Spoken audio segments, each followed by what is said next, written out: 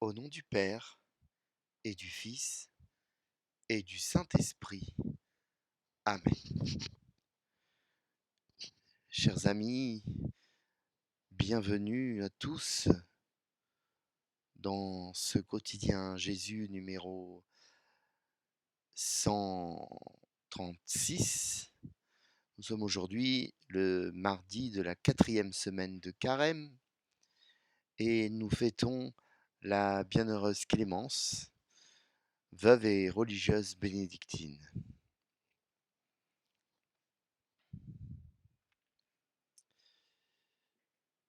Nous prions le Seigneur en ce jour, en communion avec la liturgie des heures, pour qu'il nous ouvre et pour qu'il ouvre notre cœur au mystère du baptême et au mystère de l'Église universelle, catholique et apostolique, afin qu'elle soit un signe d'alliance et que, familier de sa parole, cette dernière nous habite et nous garde. Oui, espérons et bénissons le Seigneur. Il est bon, éternel est son amour. En lui, rien n'est impossible. Sainte Clémence, prie pour nous qui avons recours à toi. Seigneur, prends pitié. Ô Christ, prends pitié. Seigneur, prends pitié.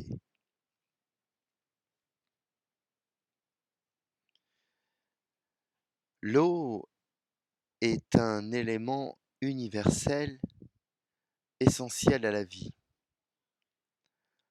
Nous le savons, la vie est apparue dans l'eau.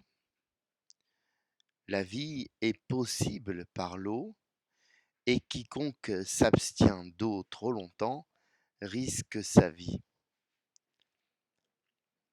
L'eau terrestre s'enrichit de toutes sortes d'éléments naturels, et partout dans le monde, des sources sont reconnues pour leurs bienfaits sur les maladies du corps. À l'approche des volcans, notre ami de la Réunion, Joseph, pourra nous le confirmer, les eaux sont particulièrement riches. Certains prétendent que l'eau garde une mémoire. Cette théorie n'est pas encore vérifiée, mais néanmoins répandue. Dans l'eau, même ceux qui, comme moi, sont en surpoids, on se sent léger. Je bénis tous les jours le Seigneur d'habiter au bord de la Méditerranée. Et l'été, je me laisse porter par l'eau salée de la mer.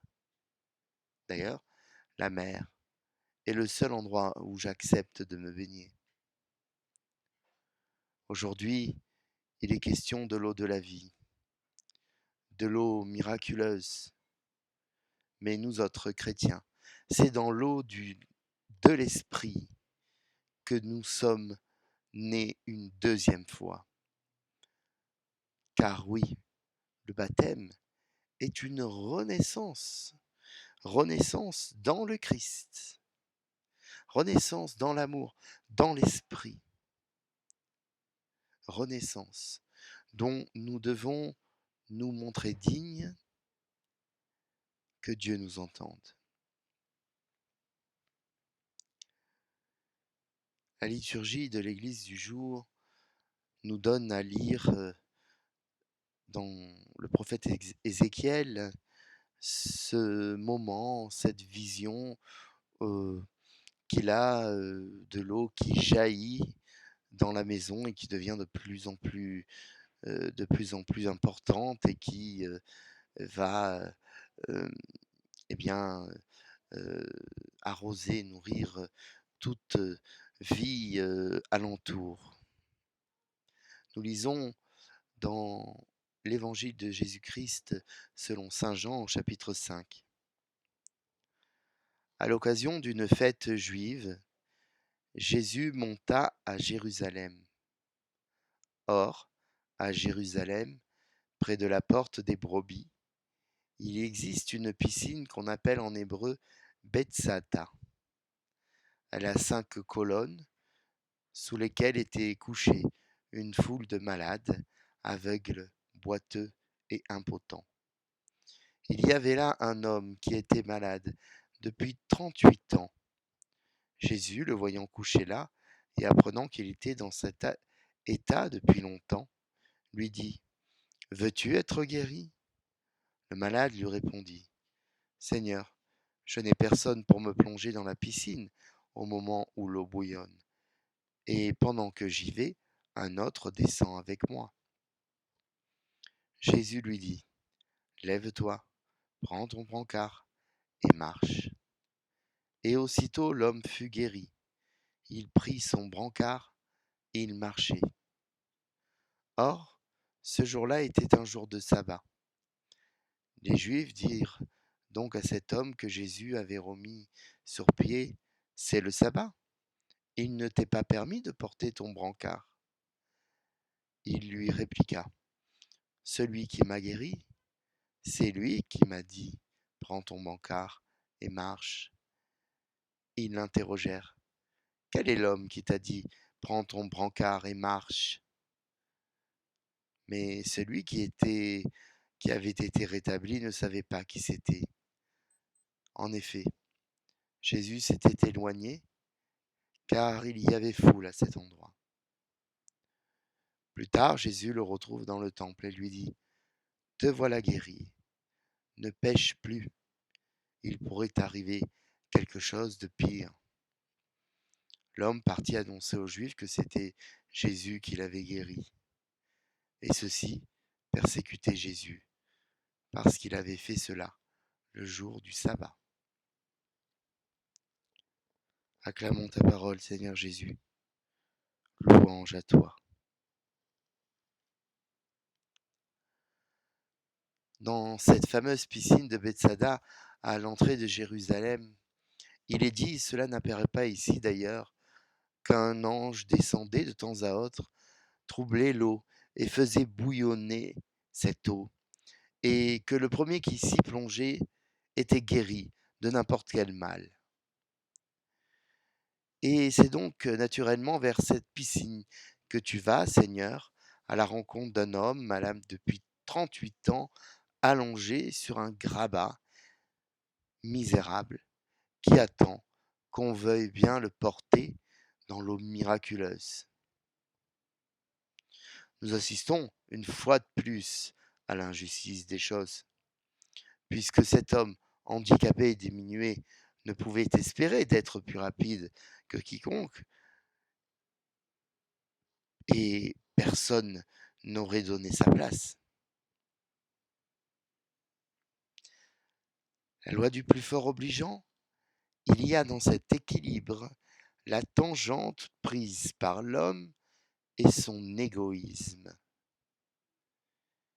qui inverse les choses. Plutôt que de commencer par guérir les plus malades avant les plus valides, chacun se rue pour tenter sa chance, quitte à écraser n'importe quelle tête. Et ce pauvre homme est là, il vieillit, finalement assez statique, en attendant que cela tombe. Quant à cette piscine, son efficacité n'est pas précisée, l'eau ayant eu de tout temps des vertus naturelles. Mais toi, Seigneur, tu ne sembles pas y accorder une grande importance, si ce n'est plus qu'une superstition. En venant ici, dans cette piscine, du moins près de cette piscine, que fais-tu ? C'est toujours la question qu'il faut se poser dans les évangiles. Qu'est-ce que le Seigneur, par cet acte, cette parole ou cette parabole, veut me dire et me montrer ?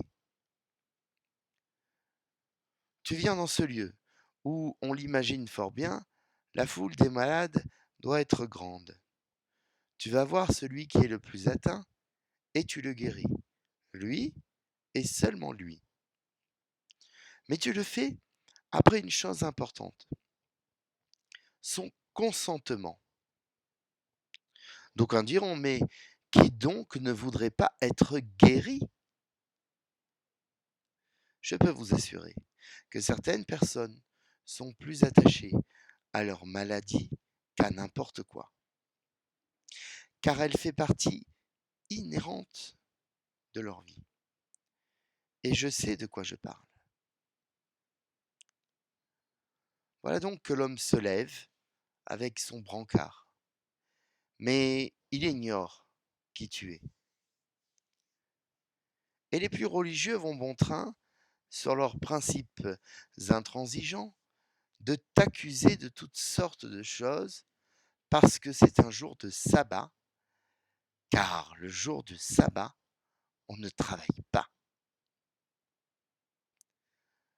Sauf que le septième jour, Dieu a contemplé son œuvre, et particulièrement la vie, et encore plus l'homme créé à son image, selon sa ressemblance. Dieu, qui donne à la vie toute primauté, ne saurait punir quiconque soulage au temps du sabbat.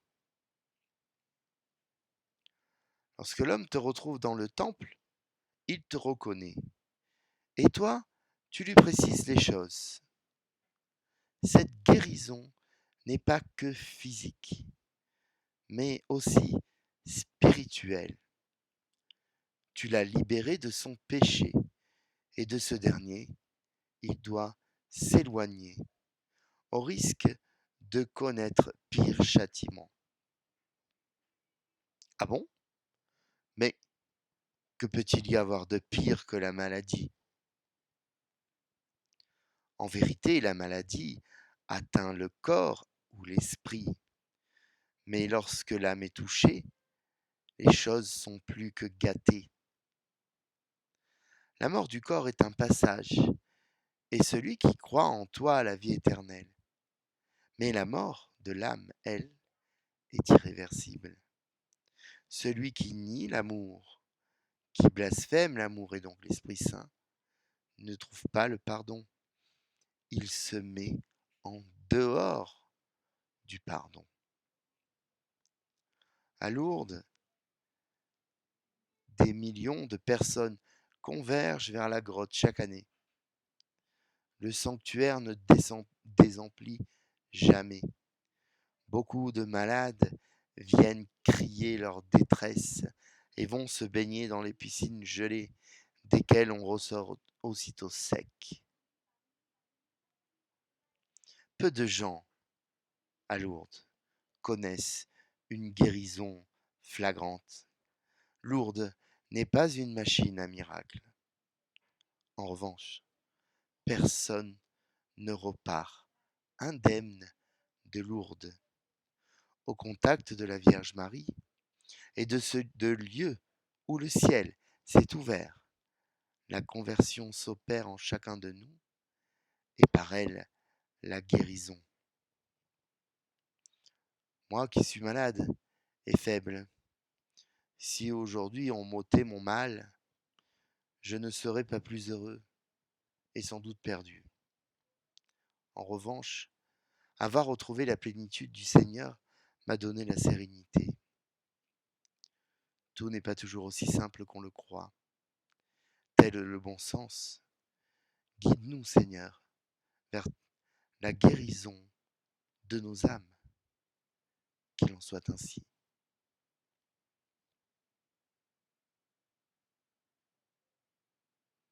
Prions. Notre Père qui es aux cieux, que ton nom soit sanctifié, que ton règne vienne, que ta volonté soit faite sur la terre comme au ciel. Donne-nous aujourd'hui notre pain de ce jour. Pardonne-nous nos offenses, comme nous pardonnons aussi à ceux qui nous ont offensés, et ne nous laisse pas entrer en la tentation, mais délivre-nous du mal. Amen. Je vous salue Marie, pleine de grâce. Le Seigneur est avec vous. Vous êtes bénie entre toutes les femmes, et Jésus, le fruit de vos entrailles, est béni. Sainte Marie, Mère de Dieu, priez pour nous pauvres pécheurs, maintenant et à l'heure de notre mort. Amen. Gloire au Père, au Fils, au Saint-Esprit, comme il était au commencement, maintenant et toujours, et pour les siècles des siècles. Amen. Ô mon Jésus, pardonne-nous nos péchés, préserve-nous du feu de l'enfer, et conduis au ciel toutes les âmes, surtout celles qui ont le plus besoin de ta divine miséricorde. Bonne journée, bon mardi à tous et à chacun, et que notre Seigneur, par l'intercession de la Bienheureuse Vierge Marie et de Saint Joseph, vous accompagne et vous comble, nous accompagne et nous comble de sa bénédiction, lui qui est Père, Fils et Saint-Esprit. Amen.